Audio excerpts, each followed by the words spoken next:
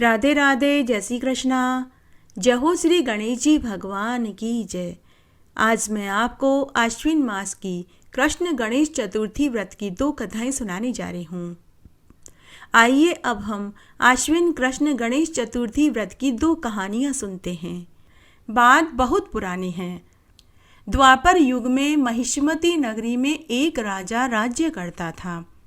उस प्रतापी राजा का नाम महिजीत सिंह था।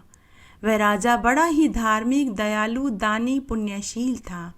वह राजा अपनी प्रजा का पालन अपने पुत्र के समान ही करता था, परंतु संतानहीन होने के कारण वह हमेशा दुखी रहता था। उस राजा को राजमहल का वैभव, सुख अच्छा नहीं लगता था। वह राजा अपने जीवन को व्यर्थ समझने लगा।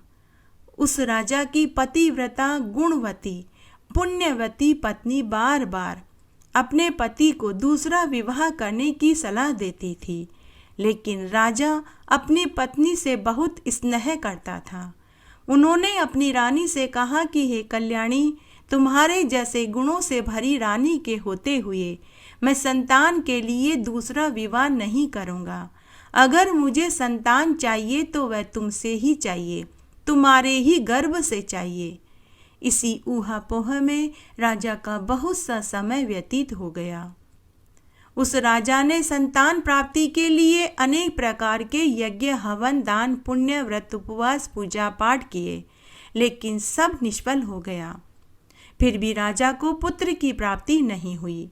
राजा की पूरी जवानी निकल गई, बुढ़ापा आ गया, परंतु वंश वृद्धि न होने से राजा चिंतित रहने लगा।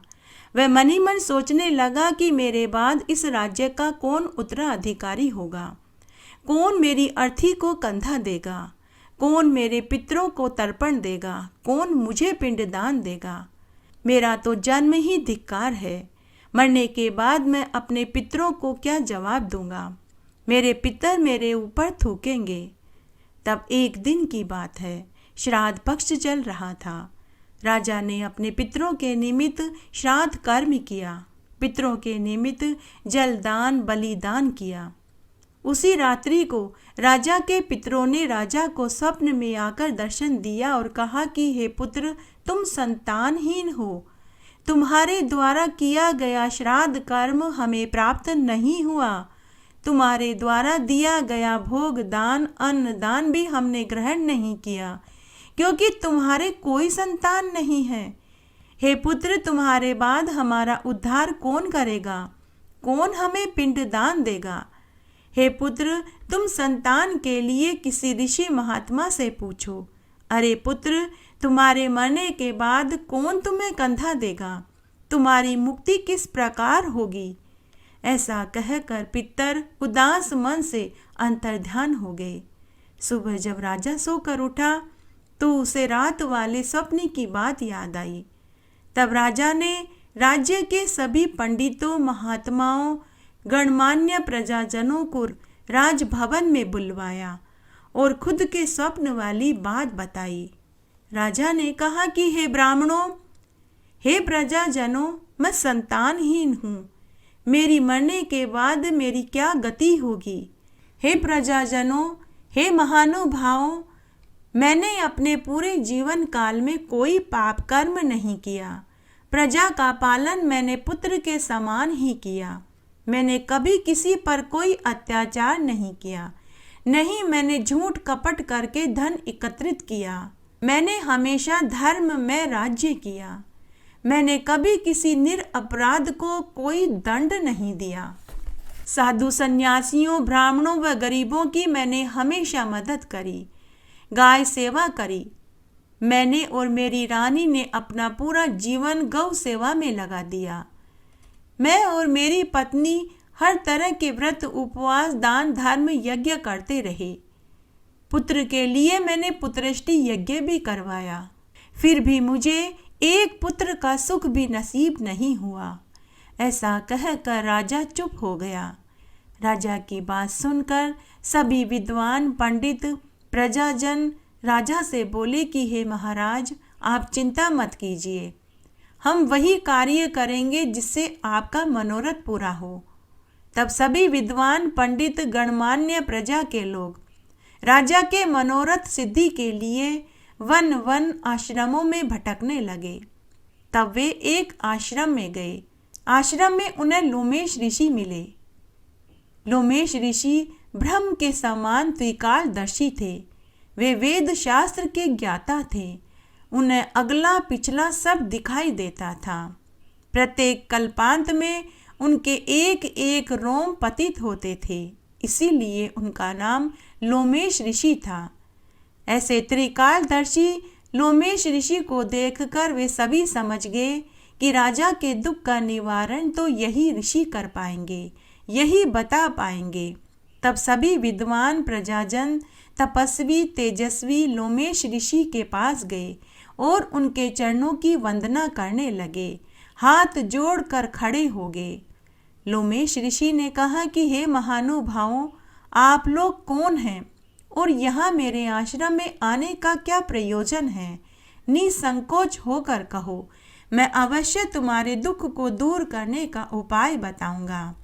तब उनमें से एक वयोवृद्ध विद्वान बोले कि हे मुनिवर, यह हमारा सौभाग्य है कि आज हमें आपके दर्शन हुए। हमें पूरा विश्वास है कि आपके द्वारा ही हमारा उद्धार होगा। हे मुनिवर, आप सभी मुनियों में और ऋषियों में श्रेष्ठ हैं। आप ब्रह्मा के सदृश्य हैं। आपसे बढ़कर न कोई दूसरा हुआ है न होगा। तब महर्षि लोमेश बोले कि हे सज्जनों, आप लोग यहाँ किस प्रयोजन से आए हैं, स्पष्ट कहो।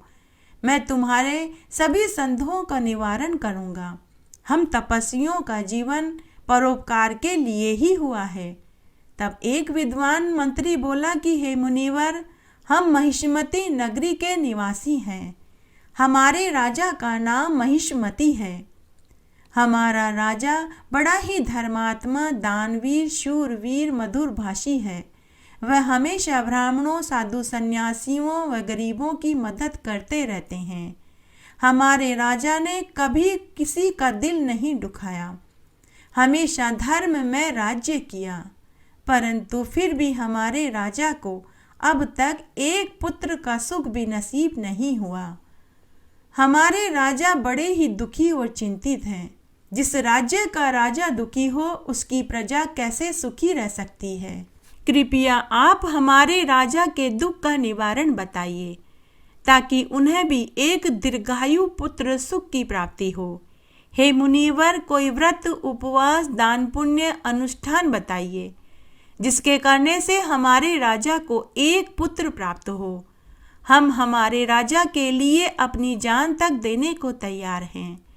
पूरी बात सुनने के बाद लोमेश ऋषि ने थोड़ी देर के लिए अपनी आंखें बंद करी और राजा के पूर्व जन्म के पाप दोष को देखने लगे। देखने के बाद पुनः लोमेश ऋषि ने अपनी आंखें खोली और बोले कि हे महानुभावों, तुम्हारे राजा को पूर्व जन्म के कर्मों का फल भोगना पड़ रहा है। पूर्व जन्म में तुम्हारे राजा के द्वारा भगवान गणेश के व्रत का निरादर करने की सजा मिली है। हे ब्राह्मणों, हे प्रजाजनों, आप लोग ध्यान पूर्वक सुनो। मैं आप लोगों को संकट नाशक गणेश व्रत बताता हूँ। आषाढ़ मास की गणेश चौथ आने वाली है। उस दिन एक दंत गजानन नामक गणेश जी की पूजा और व्रत करने से निसंतानों को संतान सुख की प्राप्ति होती है। निर्धनों को धन धान्य सुख समृद्धि का वरदान मिलता है। अगर इस दिन तुम्हारे साथ तुम्हारे राजा रानी आषाढ़ मास की गणेश चौथ का व्रत करे, पूजन करे, रात्रि में चंद्रमा को अर्घ्य देकर एक समय भोजन करें, उस दिन एक ब्राह्मण को अन्न, वस्त्र, रुपया और भोजन करावें, साथ ही एक दूध देने वाली गाय बछड़ा सहित दान में दे, तो तुम्हारे राजा के ऊपर लगा हुआ दोष छूट जाएगा। गणेश जी की कृपा से उन्हें भी पुत्र सुख जरूर मिलेगा। लोमेश ऋषि की बात सुनकर सभी विद्वान व प्रजाजनों ने उनसे व्रत की पूरी विधि जानी। उसके बाद सभी ने लोमेश ऋषि को प्रणाम किया और वापस अपने राज्य में आ गए। तब सभी ने राजा को पुत्र देने वाले व्रत का समाचार सुनाया। तब राजा रानी ने प्रसन्नता पूर्वक पूरी श्रद्धा से आषाढ़ मास की गणेश चौथ का व्रत किया। उनके साथ उनकी पूरी प्रजा ने, मंत्रियों ने भी व्रत रखा। उस दिन राजा ने ब्राह्मणों को खूब दान पुण्य दिया। दूसरे दिन पूरी प्रजा ने आषाढ़ मास के गणेश चौथ के व्रत का फल राजा रानी को संकल्प भर कर सौंप दिया। 3 महीने के बाद ही रानी को गर्भ ठहर गया। 9वें महीने में रानी को गणेश जी की कृपा से तेजस्वी, सभी लक्षणों से युक्त दीर्घायु पुत्र पैदा हुआ। राजा ने पूरी नगरी के साथ इस उत्सव को मनाया, खूब दान पुण्य किया। तब राजा ने सभी ब्राह्मणों को धन रत्न देकर तृप्त किया। उसके बाद राजा ने पूरी नगरी में यह ढिंढोरा पिटवा दिया कि सभी को आषाढ़ मास की गणेश चौथ का व्रत करना चाहिए, दान पुण्य करना चाहिए। इससे निसंतानों को संतान सुख की प्राप्ति होती है, निर्धनों को धन सुख मिलता है, कुंवारों के ब्याह होते हैं, कुंवारों को मनपसंद जीवन साथी मिलता है, बुजुर्गों को बैकुंठ का वासा मिलता है। जो मनुष्य इस व्रत को पूरी श्रद्धा लगन से करते हैं, उनकी मन वांछित इच्छा गणेश जी जरूर पूरी करते हैं। एक बार युधिष्ठिर ने भगवान श्री कृष्ण से पूछा कि हे भगवान, मैंने सुना है कि आश्विन मास की कृष्ण चतुर्थी को संकटा चतुर्थी कहते हैं। उस दिन गणेश जी के किस रूप की पूजा करनी चाहिए? हे जगदीश्वर, आप कृपा करके हमें विस्तार से सुनाइए, हमारी सुनने की इच्छा है। तब भगवान कृष्ण युधिष्ठिर से बोले कि हे राजन, प्राचीन काल में यही प्रश्न माता पार्वती जी ने गणेश जी से किया था कि हे देव, कुंवार मास में किस प्रकार गणेश जी की पूजा की जाती है, उस व्रत को करने से क्या फल मिलता है, मेरी जानने की इच्छा है। तब गणेश भगवान ने माता पार्वती से कहा कि हे माता, सिद्धि की कामना करने वाले व्यक्ति को चाहिए कि आश्विन मास में कृष्ण नामक गणेश जी की पूजा करें, दिन में भोजन न करें, क्रोध, पाखंड, लोभ आदि से बचें और गणेश जी के स्वरूप का पूजन करें। आश्विन कृष्ण चतुर्थी का व्रत संकटा नाशक है। इस दिन हल्दी और दूब से हवन करें। इस दिन हल्दी और दूब से जो हवन करता है, उन्हें सप्तद्वीप का राज्य मिलता है। हे माते, इस संबंध में एक पौराणिक कथा है। गणेश जी ने माता पार्वती जी को एक कथा सुनाई थी, वह इस तरह है। एक समय की बात है, बाणासुर की कन्या उषा ने स्वप्न में अनिरुद्ध को देखा। अनिरुद्ध को स्वप्न में देखकर वह उसके साथ कामासक्त हो गई। उसने स्वप्न में ही अनिरुद्ध से विवाह कर लिया और सुहाग रात मनाने लगी कि तभी उसका स्वप्न टूट गया। बाणासुर की पुत्री उषा बड़ी ही सुंदर थी। जब स्वप्न टूट गया तो वह काम अग्नि से जलने लगी और उसकी भूख, प्यास, नींद सब गायब हो गई। तब उसकी एक सखी थी जिसका नाम चित्रलेखा था।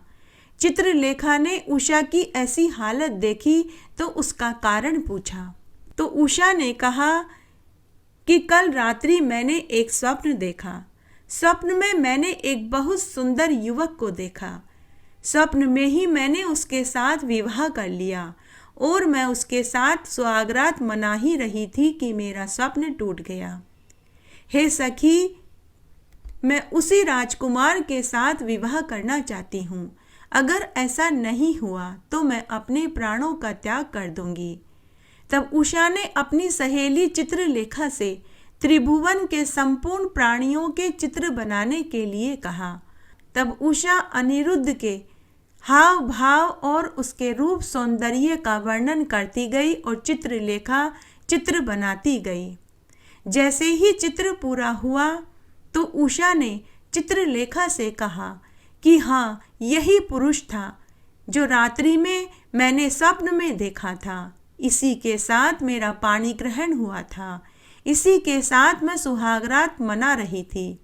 हे कल्याणी, यह व्यक्ति जहाँ कहीं भी हो उसे तुम ढूंढ कर के लाओ, अन्यथा मैं इसके वियोग में अपने प्राणों का त्याग कर दूंगी। चित्रलेखा जादू में सिद्ध हस्त थी। वह एक राक्षसी थी। वह जैसा चाहे अपना रूप बना सकती थी। तब अपनी सखी की बात सुनकर चित्रलेखा अनेक स्थानों पर खोजती खोजती द्वारिकापुरी में पहुंची। वहां अनिरुद्ध को पहचान कर उसने उसका अपहरण कर लिया। क्योंकि वह एक राक्षसी थी, राक्षसी माया वह जानती थी। रात्रि में पलंग सहित वह अनिरुद्ध को उठाकर गोधीली बेला में बाणासुर की नगरी में प्रविष्ट हो गई। किसी को कुछ पता नहीं चला। जब अनिरुद्ध की निद्रा टूटी और उसने सम को नए स्थान में एक सुंदरी के पास पाया तो वह भी उसके ऊपर मोहित हुए बिना न रह पाया। उषा के बहुत आग्रह करने पर अनिरुद्ध वहीं रहने लगा। महल में दोनों एक दूसरे के साथ सुखद जीवन जीने लगे। लेकिन उधर अनिरुद्ध के पिता प्रद्युम्न को पुत्र शोक के कारण असाध्य रोग हो गया। अपने पुत्र प्रद्युम्न और पौत्र अनिरुद्ध के दुख से दुखी होकर रुक्मणी भी बहुत दुखी हुई।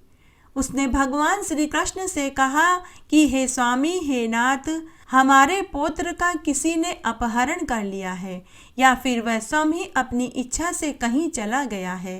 अगर मेरे पौत्र का पता नहीं चला तो मैं अपने प्राणों को त्याग दूंगी, क्योंकि मेरे पौत्र के चले जाने के कारण मेरा पुत्र भी असाध्य रोग से पीड़ित हो गया है। रुक्मिणी की बात सुनकर कृष्ण भगवान भी दुखी हुए।